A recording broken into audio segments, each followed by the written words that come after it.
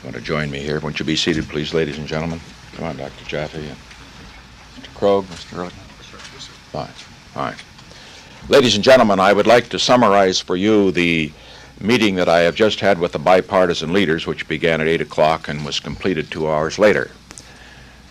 I began the meeting by making this statement, which I think needs to be made to the nation. America's public enemy number one in the United States is drug abuse.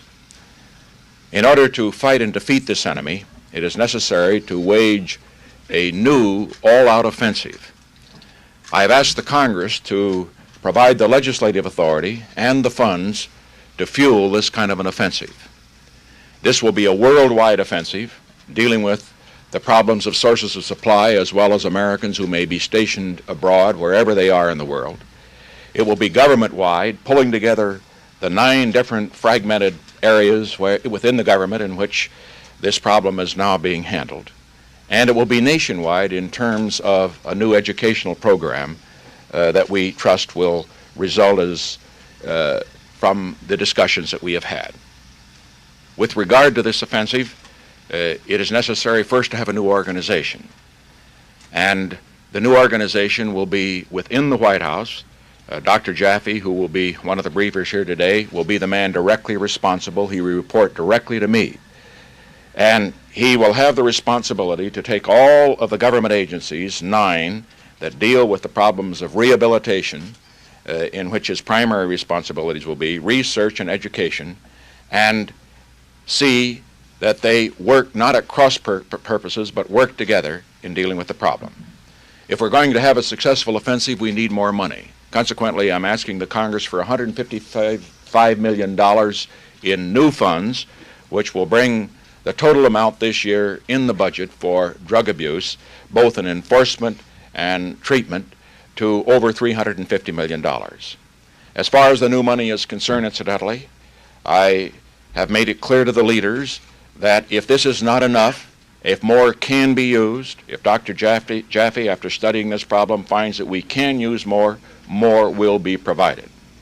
In order to defeat this enemy, which is causing such great concern, and correctly so, to so many American families, money will be provided to the extent that it is necessary and to the extent that it will be useful. And finally, in order for this program to be effective, it is necessary that it be conducted on a basis in which the American people all join in it. That's why the meeting was bipartisan. Bipartisan because we needed the support of the Congress, but bipartisan because we needed the leadership of members of the Congress in this field. Fundamentally, it is essential for the American people to be alerted to this danger, to recognize that it is a danger that will not pass with the passing of the war in Vietnam, which has brought to our attention the fact that a number of young Americans have become addicts as they serve abroad, whether in Vietnam or Europe or other places. Because the problem existed before we became involved in Vietnam, it will continue to exist afterwards, and that is why this offensive deals with the problem there in Europe, but will then go on to deal with the problem throughout America. One final word with regard to presidential responsibility in this respect. I very much hesitate always to bring some new responsibility into the White House because there are so many here, and I believe in delegating those responsibilities to the departments. But I consider this problem so urgent. I also found that it was scattered so much throughout the government with so much conflict without coordination that it had to be brought into the White House, and consequently I have brought Dr. Jaffe into the White House directly reporting to me so that we have not only the responsibility but the authority to see that we wage this offensive effectively and in a coordinated way. The briefing team will now be ready to answer any questions on the technical details of the program.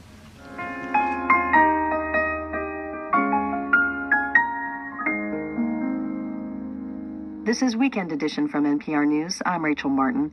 The U.S. prison population has declined in the past few years, but the incarceration rate is still the highest in the world. Prison overcrowding is a serious problem in several states, especially California. The federal government is weighing in on the issue, too.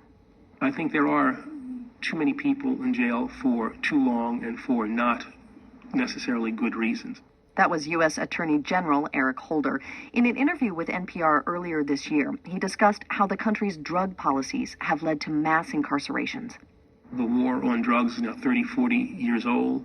There have been a lot of unintended consequences. There has been kind of a decimation of certain communities, in particular communities of color. Tomorrow, the Attorney General is scheduled to give a speech in San Francisco about plans to reform the criminal justice system. He's expected to outline changes to minimum sentencing laws in hopes of reducing the number of people put away for low-level drug charges.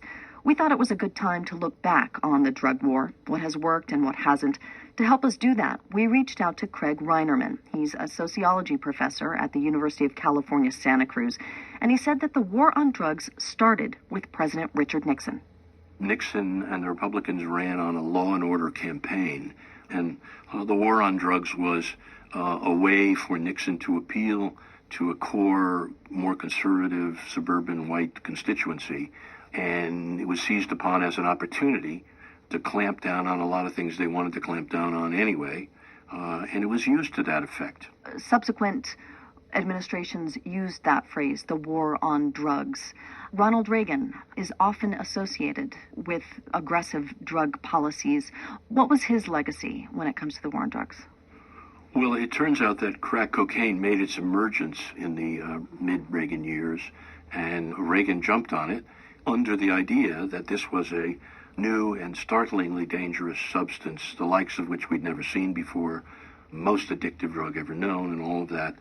None of that turned out to be true, but at the moment of national hysteria in 1986-87, Congress passed and Reagan signed laws that created these long mandatory minimum sentences for the possession of small amounts of crack cocaine that led to the largest wave of imprisonment in American history. Why did that happen? How did the emergence of crack cocaine really change things? Well, crack cocaine is just cocaine that is vaporized and inhaled in base form, but it's a different way of using the drug. And, you know, rich people had been doing that for quite a while. Rock stars and Wall Street people, professional sports people with a lot of money. The thing that was innovative about crack was it was sold in much smaller units, cheaper units, on street corners in the inner cities. And so it became a dangerous drug, became associated with a dangerous class. What do you think are the appropriate ways to measure how drug policies work, how effective they are? If it's not incarceration rates or the rates of arrests for infractions of drug laws, what are the more appropriate metrics? It's a very great question to ask about metrics, because very often you hear record bust, 2 tons of this or that drug stopped at the border. But we don't know what percentage of the total it is. In other words, we don't have the denominator in that fraction. So we don't know whether, stopping 2 tons is 2% or 20%. But if you ask users, the great majority of them don't ever seem to have any trouble finding a supply when they want one. And there's a lot of reasons for that. But the principal logic behind it is, if there's a demand for a substance that is prohibited, somebody is going to be willing to take the risk because there are huge profits to be made. Is there a way to measure how far we have come with the war on drugs when we think back to the early 70s and Richard Nixon's initial declaration? Have things gotten better over all of these decades? Well, it's interesting. It depends on who you ask. It's true that the proportion of the population who have used an illicit drug in their lives, or even recently, is lower than it was in the late 1970s, early 1980s, when drug use in a generation peaked. But whether it has anything whatsoever to do with drug policy and all these arrests is another matter. We seem to be at a point now, an inflection point, where more and more people on both sides of the political aisle are realizing that we cannot incarcerate our way out of our drug problems, particularly following the financial crisis, where state governments are just strapped, especially California, but not including many, many others. They realize they just can't afford to keep locking up so many people for so long for usually very minor drug busts. So does that mean that as a society, barring legalization of all illegal drugs, do we just have to accept some larger level problem in our country when it comes to drug use? Whether we want to accept it as a moral matter or not is a separate kind of question, but it's a historical fact that it exists. We, as a society, use more drugs than any other society on earth, and that's been true for quite a while.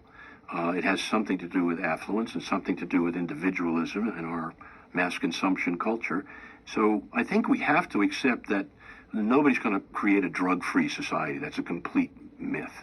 We're a drug-besotted society. The question is how you can reduce the harm that these drugs do and get people the help that they need so that they don't do more damage to themselves or their families or their communities. Craig Reinerman is a sociology professor at the University of California in Santa Cruz. He spoke to us from Santa Cruz. Professor Reinerman, thank you so much. In 1986, when I was coming of age, Ronald Reagan doubled down on the war on drugs that had been started by Richard Nixon in 1971. Drugs were bad, fried your brain, and drug dealers were monsters. The sole reason neighborhoods and major cities were failing. No one wanted to talk about Reaganomics and the ending of social safety nets, the defunding of schools and the loss of jobs in cities across America. Young men like me who hustled became the sole villain, and drug addicts lacked moral fortitude. In the 1990s, incarceration rates in the U.S. blew up. Today, we imprison more people than any other country in the world. China, Russia, Iran, Cuba.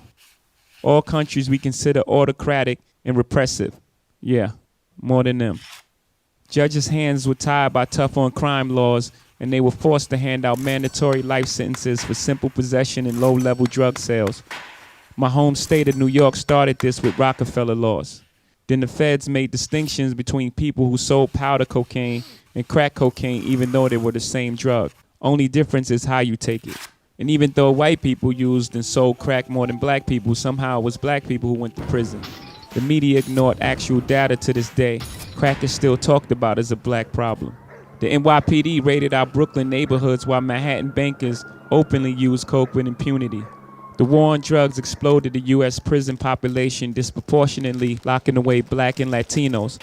Our prison population grew more than 900%. When the war on drugs began in 1971, our prison population was 200,000. Today it is over 2 million. Long after the crack era ended, we continued our war on drugs. There were more than 1.5 million drug arrests in 2014. More than 80% were for possession only. Almost half were for marijuana. People are finally talking about treating addiction to harder drugs as a health crisis. But there's no compassionate language about drug dealers. Unless, of course, we're talking about places like Colorado, whose state economy got a huge boost by the above-ground marijuana industry. A few states south in Louisiana, they're still handing out mandatory sentences for people who sell weed. Despite a booming and celebrated 50 billion legal marijuana industry, most states still disproportionately hand out mandatory sentences to black and Latinos with drug cases. If you're entrepreneurial and live in one of the many states that are passing legalized laws, you may still face barriers participating in the above-ground economy. Venture capitalists migrate to these states to open multi-billion-dollar operations, but former felons can't open a dispensary. Lots of times those felonies were drug charges, caught by poor people who sold drugs for a living, but are now prohibited from participating in one of the fastest-growing economies. Got it? In states like New York, where holding marijuana is no longer grounds for arrest, police issue possession citations in black and Latino neighborhoods at a far higher rate than other neighborhoods. Kids in Crown Heights are constantly stopped and ticketed for trees. Kids at dorms in Columbia, where rates of marijuana use are equal to or worse than those in the hood, are never targeted or ticketed. Rates of drug use are as high as they were when Nixon declared this so-called war in 1971. 45 years later, it's time to rethink our policies and laws. The war on drugs is an epic fail.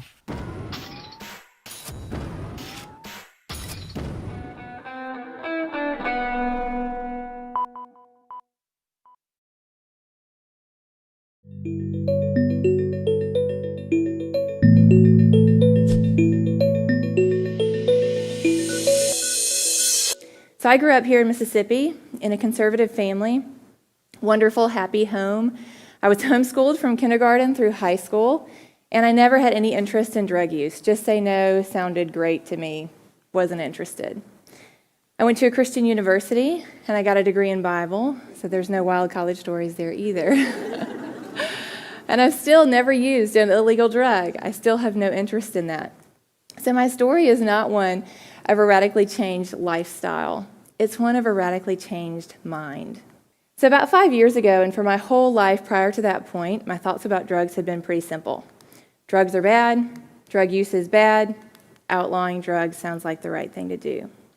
I never stopped to consider, how do you actually wage a war on drugs? What does that look like in the real world, in the lives of real people? Until we became a foster family. And through almost 4 years of foster care, I began to see up close what's actually happening with the war on drugs in real people's lives. Joanne had struggled with addiction for many years, and she could not beat her addiction even during her pregnancy. So her son was removed from her custody and put in foster care because of her prenatal drug use, and he was brought to my house. And we became his foster family, straight from the hospital. Now, I didn't know anything about addiction, and I just assumed that moms who used drugs while they were pregnant must not love their children. I'd never thought about it really at all. But I brought Beckham to his first visit with Joanne after he came to us. I hadn't met her. And I went to the local child welfare office, and I pulled up and popped his little car seat out of my van, and I turned around, and there, sprinting across the parking lot towards me, was Joanne, with tears streaming down her face. And she didn't look at me at all. She just covered her son with kisses. And I felt suspicion. Is this real? Is she just trying to impress me? Why would she be using drugs if she really loved her son? This just doesn't make sense.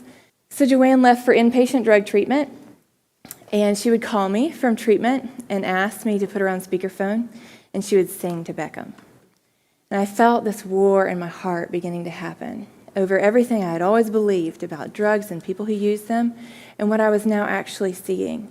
Because I saw over time, and the more that I got to know Joanne, that she is a mom like me. And she loves her son just as much as I love my 3 sons. And now I had a problem because my simple way of understanding drugs had met the real world and real people. And now I could see that putting Joanne in jail would be horrible, that leaving Beckham without a mother who loved him would be terrible. And for the first time in my life, I considered, is the criminal justice system the right tool to be using for this issue of drugs? Because I could see in Joanne's life that it would create this chain reaction of harm. It would harm her through the trauma of jail. It would harm her son through taking away his mom. It would harm their extended family as they tried to support this broken family unit. And those traumas would carry on into the next generation. So this war in my heart became a war in my mind. I started to wonder, is there actually evidence and research out there that proves that what I feel is wrong about this is actually wrong about this? And is there actually better ways that we could be handling drugs that would really reduce harm to people and would help families like Joanne and Beckham actually thrive instead of just creating a chain reaction of harm? So I went on this journey to learn and try to figure out, how does all this stuff going on in my mind and my heart work together? And what I learned on that journey is that drug harms actually fall into 2 categories. My whole life, I'd lumped them into one. I thought they all belonged in this category of harms that come from drugs. It's just all from the drugs. But I learned that there's actually 2 categories. One is the harm from the substances that we put in our bodies and the harm that they can do. But there's a whole different category of harm that is the harm that comes from criminalizing a substance. And I now believe, after all the research I've done, that the vast majority of harm that we see in our world today related to drugs is coming from criminalizing them, not from the substances themselves. We've actually seen this play out before during alcohol prohibition. So in the 1920s, we prohibited alcohol. And we saw that not only did we have the harms of the substance being ingested in people's bodies, but we had new categories of harm that exploded out of criminalizing it. The first kind of harm that comes from criminalizing a popular substance is harm in the market. So during alcohol prohibition, we went from having regulated, taxed businesses in charge of alcohol to unregulated, untaxed gangs and cartels. So Al Capone is making millions while law-abiding businessmen close their doors. The same thing is happening today in the drug market. We had regulated, legal, taxed businesses. We have transferred that market into the black market of gangs and cartels. So we are not actually weakening gangs and cartels through criminalizing drugs. We are funding them by providing $500 billion a year, which is the size of the global industry in illegal drugs, for them to fight over on our streets. The second kind of harm that comes from criminalizing a popular substance is what happens to the substance itself. During alcohol prohibition, we went from having quality-controlled alcohol on the shelves to bootleg. Immediately, when you prohibit a substance, the potency of that substance increases. You can see this played out at any stadium today where alcohol is prohibited on the inside. So outside, where people are tailgating, they're drinking beer. Inside, where it's prohibited, they're drinking hard liquor. Did their taste change? No, the market forces changed. And when you have to smuggle a substance, you need it to be in the smallest package possible, which means you have to up the potency to get the same effect. The same thing is happening today with the drug market. We went from having legal, regulated medicine transferred now into contaminated street drugs. So we've seen that immediate potency increase. We've also seen contamination. If we look at what is actually happening with our current opioid epidemic, and we take the numbers of people who died in 2017, 47,600 people died of an opioid overdose in 2017. That is catastrophic. 75% of them had either heroin or unregulated fentanyl in their systems. We are not in a prescription, regulated, legal drug crisis. We are in a heroin and fentanyl unregulated drug crisis. That's why so many people are dying. Unfortunately, our response to this has been to cut down on prescriptions. It's almost like we're extending the drug war to a new category, now legal drugs as well as illegal drugs, and we're trying to just crack down so the problem goes away. The problem is that when you decrease the supply of regulated drugs, the black market happily comes in and supplies that market void with illegal, unregulated, far more dangerous substances. And that's what's happening. The harder that we crack down on legal prescriptions, the more people are dying. Now, the thought that most of us have is, but we just don't want people using those. We just don't want them using opioids. The choice that we have before us is, do we want them using opioids under the care of a doctor, or do we want them using opioids under the care of a drug dealer? The third kind of harm that comes from criminalizing a popular substance is harm to the consumer. So something that you may not have known about alcohol prohibition is that it was never illegal to consume alcohol. You were not put in jail just for having it or drinking it in your own home.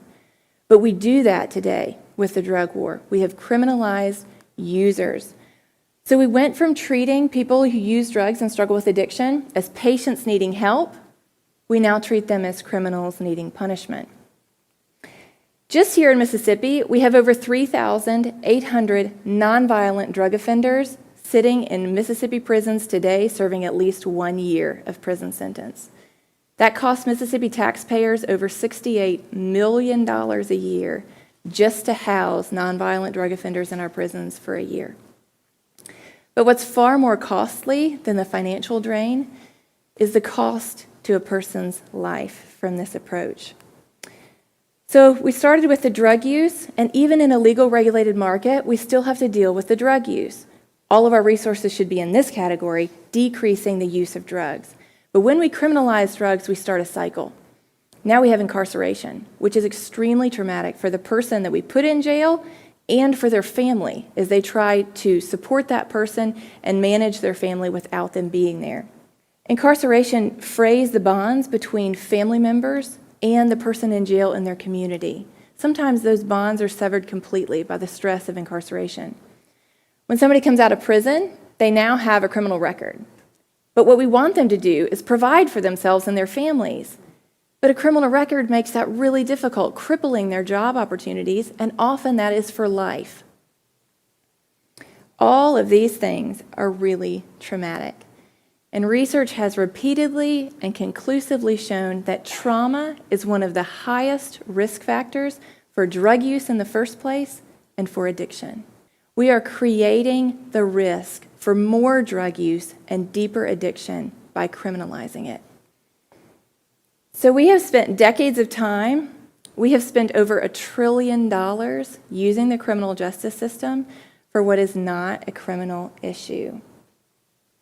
We have destroyed the lives of millions of people who are either dead or deeply traumatized because of this criminal approach to drugs, and drug use has not decreased. So how do we change this? We change it by changing our laws. That happens when we change our minds. That happens by those of us who have heard a better way, inviting other people to consider a better way. And one place that's done that is in Portugal. In 2001, they had a terrible heroin crisis, 5 times the rate of heroin use in Portugal at that time than even our current heroin crisis in the US today. They needed to do something drastic to curb their own overdose death rate. And they took the biggest step that any country has taken in ending the drug war. They decriminalized all drugs. It's still not legal to produce or to sell drugs there, but they addressed this third category of harm, and they do not put users in jail anymore. They went back to treating them as patients needing help again. What was crucial to this plan's success is that they also reallocated their drug intervention money. So now Portugal spends 90% of their drug intervention money on prevention and treatment and only 10% on enforcement.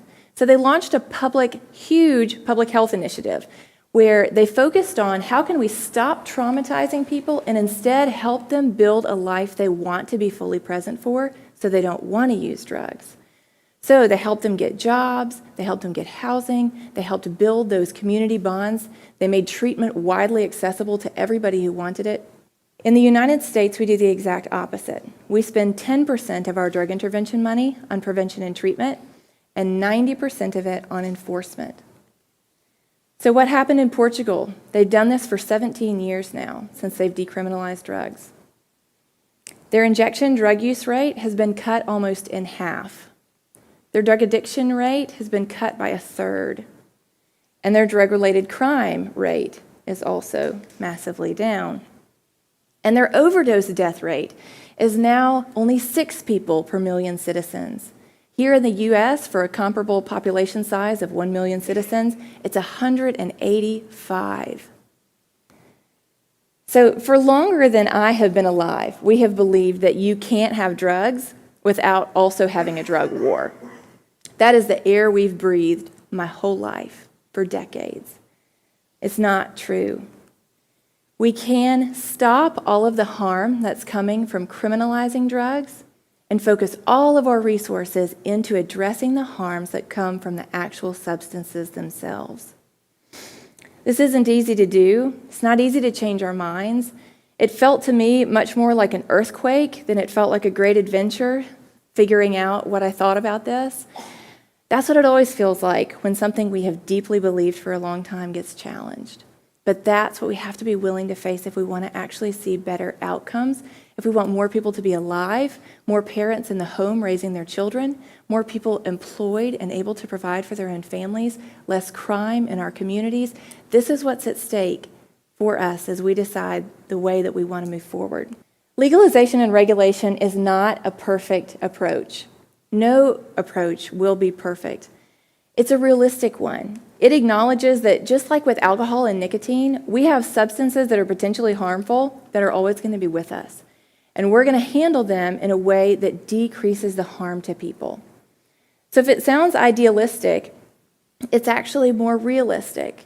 The drug war is based on an idealism that we can rid the earth of certain substances, that no one on earth is ever going to want to use a drug, and that the market will just disappear if we crack down hard enough. We have done it for decades, and it has backfired. It's been a catastrophe. So we need to embrace that there are substances that will always be here. There are some people who will always want to use them, just like with alcohol and nicotine. And we need to focus all of our resources in educating people, preventing them from using and becoming addicted, and getting them treatment if they are.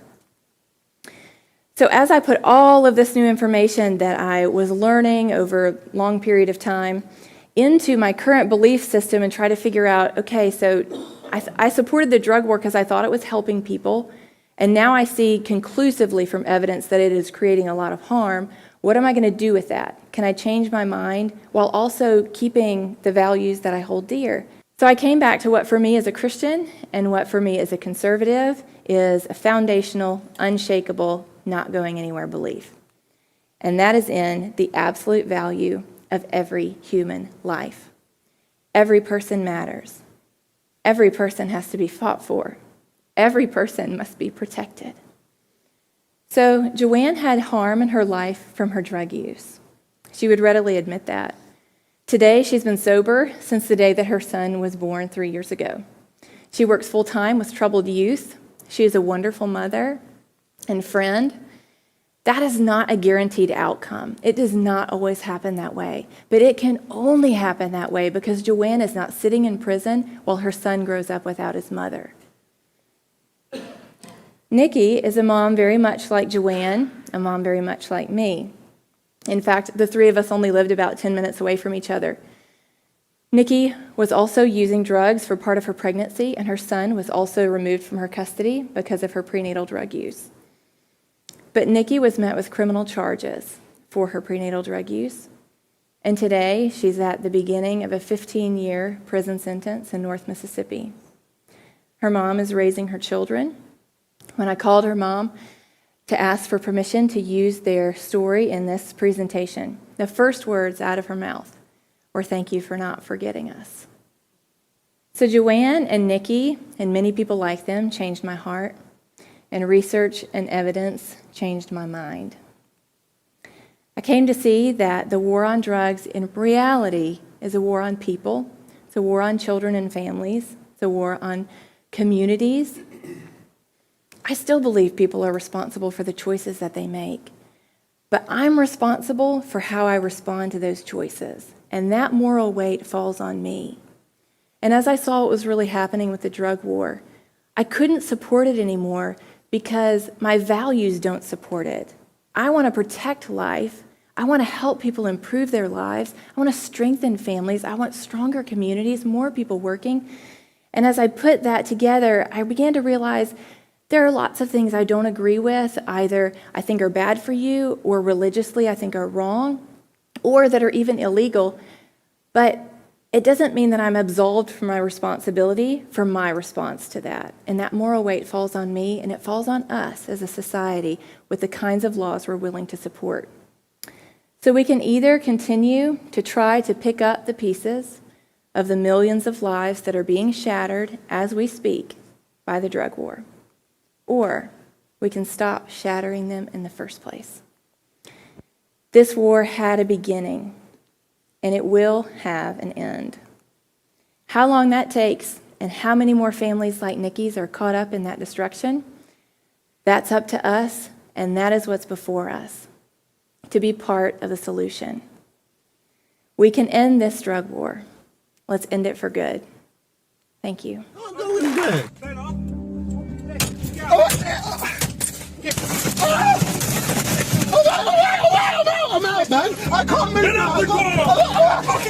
That was a video that Ryan Colasso filmed recently in London while being stopped and searched in his car. What the police in this video didn't know was that when they stopped him, Ryan was actually driving home from doing an interview about police racial profiling, because he's been stopped 22 times. At times I can be followed, and it is interesting to say it as a location scout, because that means I'm all over the UK. It's just something that's sitting in my head all the time, and again, I still find it very surreal. And it was literally like, not again. This can't keep happening to me, man. If you're black in the UK, you're 10 times more likely to be stopped and searched by the police than if you're white. In the US, close to 80% of people in federal prison for drug crimes are black or Latinx. The war on drugs has fundamentally reshaped the way we live. It affects everybody's lives, but it doesn't affect everyone the same. These laws function very differently for people who look like Ryan than for people who look like me. It's called proactive policing in the UK, and I've seen it. They look and they immediately stop you. Between those seconds of them stopping you, they're talking to each other and saying, what should we say when we see it? What should we say? What should we say? Should we like drugs? You're searching for drugs. You don't really have any reason to anyway. I've not done anything. There's quite a smell of cannabis. There's a large smell of cannabis. There's a large smell of cannabis? Did you just say there's a large smell of cannabis coming from my vehicle? Yeah. Is there something wrong with you? Is there something wrong with you? I've never smoked anything in my life. What happened to Ryan is not a bug in the war on drugs. It's a feature. Racism is written into its source code. These are issues that people of colour have reported on tirelessly from across the world. And what we're going to do now is show how what happened to Ryan in London in 2020 has its roots in what happened in America in the 1880s. Treating us like animals, as they call us, thugs, as they call us. This notion of implicit bias, seeing a young black man and just making an assumption about who he is, what he's about, how likely is he to be involved in criminal activity simply because of the way he looks. Up through the 19th century, drugs we now consider illegal were widely used across the world, mainly for pain relief. Then came the American railroads. In the mid-1800s, hundreds of thousands of Chinese workers came to America to work on the railways. But when the tracks were complete, they were seen as a threat to white American workers. American racists found that an effective way to stir up anti-Chinese hatred was to demonize the practice of opium smoking. Lurid, race-baiting descriptions of Chinese opium dens began appearing in California newspapers. This strategy worked. In 1882, Congress passed the Chinese Exclusion Act, the only US law to ever successfully ban immigration solely on the basis of race. The context of the way in which US drug policy was developed was that there was always, for each drug, a specific racialized link. So the very first anti-narcotic laws targeted opium and opium use, but it specifically targeted it the way that Chinese communities used it. So what was illegal was smoking opium, not using it in pills, which were the way in which white people used it. Flash forward a couple of decades, and a new drug emerged to capture America's fevered imagination, and a fresh racial minority to use it to persecute. You mean I've been taking dope? Yeah, dope. Cocaine.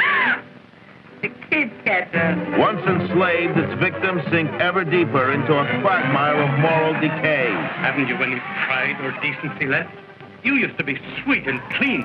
The drug was cocaine, and the minority, African Americans.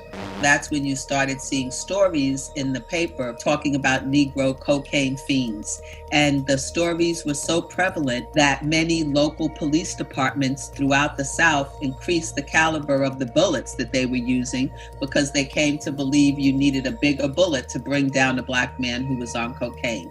We know, in fact, that that's not true. It was these campaigns and stories that in 1914 led to the passing of the Harrison Narcotics Act, the first federal attempt at drug prohibition, and the blueprint for what would eventually become the global war on drugs. In the national conversations leading up to the passing of the Harrison Act, one medical expert gave this warning. If you want to understand just how deeply the origins of the war on drugs are rooted in racist violence, that text we just saw should make it clear. But really, the drug war didn't properly get going until this guy came along. This is Harry Anslinger. In many ways, he's really the architect of the modern war on drugs. Anslinger started running the newly founded Federal Bureau of Narcotics, known as the FBN, in 1930. The DEA has inherited the history of racism and misogyny that dominated that agency throughout the period of Anslinger, and that they see themselves as being at war, and the people that they are at war with are primarily people of color. So he was very focused on things like cannabis and heroin and drugs that could be associated with racial minorities. Drug prohibition, driven by racial anxieties, grew and grew in importance in American law enforcement. This only became more pronounced in the 1960s, as drug use became associated with counterculture, the civil rights movement, and the opposition to the Vietnam War. It was Nixon who formally declared a war on drugs in 1971. And this is where federal spending on drug enforcement begins to really transform into the monster it is today.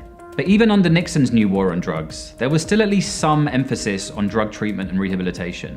For the origins of the militarized dystopian war on drugs we know and love in 2020, we have to wait for the 1980s and the racist hysteria that surrounded crack cocaine.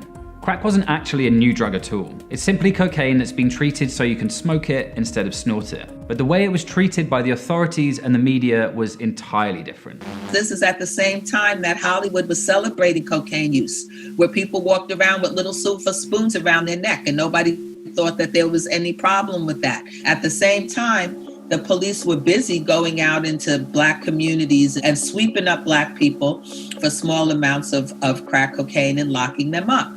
Before 1986, the average federal sentence for African Americans was already 11% higher than for white criminals. After 4 years of crack hysteria, it had rocketed to 49%. This is where the war on drugs really starts to look like a war. Police began to look like soldiers, and American money started to flood into military-style drug enforcement operations around the world. It was also this era of the drug war that saw America begin its mania for mass incarceration. The prison population of the United States was flat most of the 20th century. The last 50 years is this era shaped by a commitment to mass incarceration and excessive punishment. Prison population goes from 300,000 to 2.3 million, and this has really redefined the kind of country we are, the kind of place we inhabit. I think the greatest tragedy of the era of mass incarceration has been its impact on people of color. America has 5% of the world's population, but 25% of the world's prisoners. And there are very clear racial disparities in this. The Bureau of Justice estimates that if you're a white male in the US, there's a 1 in 17 chance you'll go to jail or prison at some point in your lifetime. For Hispanic males, it's 1 in 6. For African Americans, 1 in 3. Did I win the war on drugs? No. In fact, I don't even think I made a dent in the war on drugs. We've incarcerated a whole generation of people, mostly African Americans, and we haven't solved the drug problem like we purported to do. Yes, we put a lot of people in prison, but most of the people that we put in prison, or at least a good number of them, were put there for nonviolent drug arrests. The system tilts in a direction that is unjust, and particularly when you think about nonviolent drug offenses. This is an area where the statistics are so skewed. You have to question whether we have become numb to the cost that it has on these communities, whether we think it's somehow normal for Black youth or Latino youth to be going through the system in this way. It's not normal. This continues today, on the streets in 2020. When George Floyd was killed in Minnesota, this is what one police officer called out while he watched. How long y'all gotta hold him down? Why you don't do drugs, kids? So we see over and over again that when police kill someone, particularly somebody unarmed, they look for some history of drugs or drug involvement as if somehow that justifies their action, even though at most it's only tangential. Every community at every socioeconomic level uses drugs at pretty much the same level. So the fact that these things keep happening primarily to Black and brown people has nothing to do with the drugs. It has everything to do with drug law enforcement. In the UK, police often claim they use stop and search powers to deal with knife crime. But in London, over the first 7 months of this year, only about 20% of searches were for knives, while over 65% were carried out under the Misuse of Drugs Act. The burden of this falls massively disproportionately on people of colour. And it's not just in street-level policing. It's the entire criminal justice system. People of colour are not only more likely to be arrested, but when they are arrested, they're more likely to receive prison sentences and for a longer time. This is really kind of a touchy subject for me. My father was in prison. He had life in the feds. Also, I'm in prison. Then on top of that, I have sons. 2 of my sons went to prison. So they followed the same footprints as I did with my father. Nobody was there for them. With that being said, we need to be there for our family. We need to be there for our sons. I haven't hugged my son for so many years. I hunger for that day. I think it's important for us to remember when we think about the deaths of Rodney King, Laquan McDonald, Terrence Crutcher, Philando Castile, Trayvon Martin, Michael Brown, that these people were all in some way caught up in the war on drugs, and that was used to justify their premature death at the hands of law enforcement. In a historical moment where we're radically reconsidering how racial politics has shaped the world, recognizing how the war on drugs has always been driven by racist policies, from its origin up until today, is crucial for every one of us to understand. And maybe then, we might be able to imagine something better.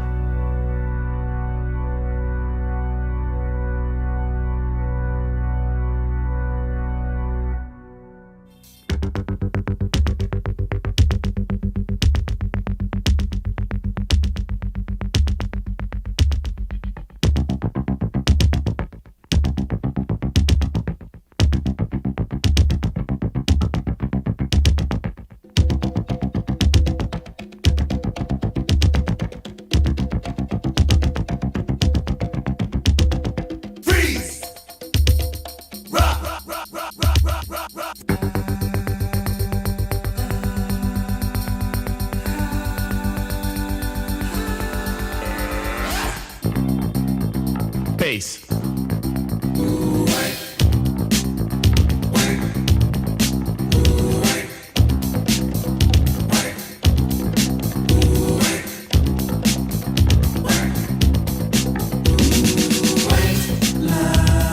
Vision, dreams of passion, and all the while I think of you. A very strange reaction. The more I see, the more I do. Something like a phenomenon, baby. Telling your body to come along, but white lines blow away.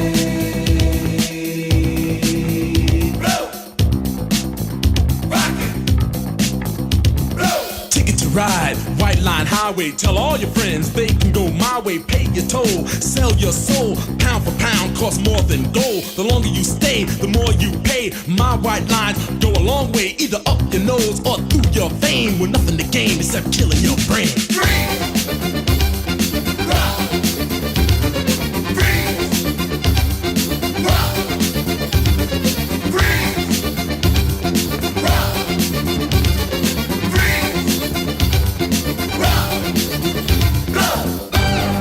Higher, baby. Get higher, baby. Get higher, baby. And don't ever come down. Freebase.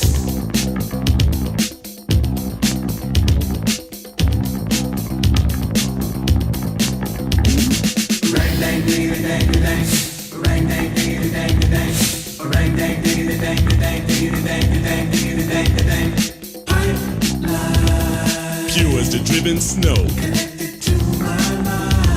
And now I'm having fun, baby. It's getting kinda low. I need some one-on-one, baby. Don't let it blow your mind away. Baby. Go till a little highway. Cause white lines blow away.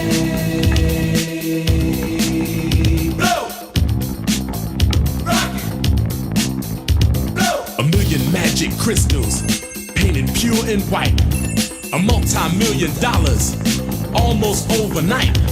Twice as sweet as sugar, twice as bitter as salt. And if you get hooked, baby, it's nobody else's fault, so don't do it. Free. Rock. Free. Rock. Free. Rock. Free. Rock. Rock. Go. Higher, baby. Get higher, baby. Get higher, baby. And don't ever come down. Freebase.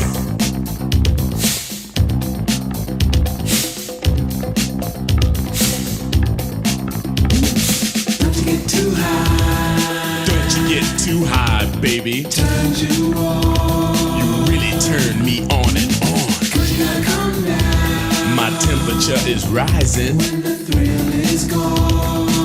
No, I don't want you to go. A street kid gets arrested. Gonna do some time. He got out 3 years from now just to commit more crime. A businessman is caught with 24 kilos. He's out on bail and out of jail, and that's the way it goes. Cane, sugar, cane, sugar, cane. Athletes rejected, Governors corrected. Gangsters, thugs, and smugglers are thoroughly respected. The money gets divided, the women get excited. Now I'm broke and it's no joke, it's hard as hell to fight it, don't buy it! Freeze! Rock! Freeze! Rock! Freeze! Rock! Freeze! Rock! Get higher, baby. Get higher, girl. Get higher, baby. Come on!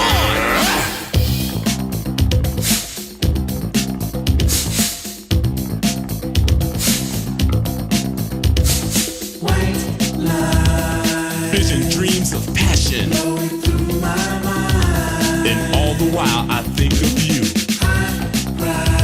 A very strange reaction.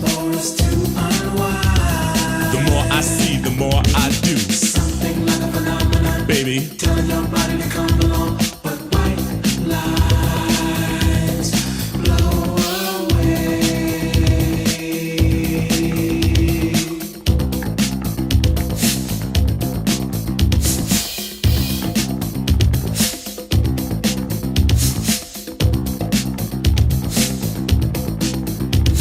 Little Jack Horner sitting on the corner with no shoes and clothes.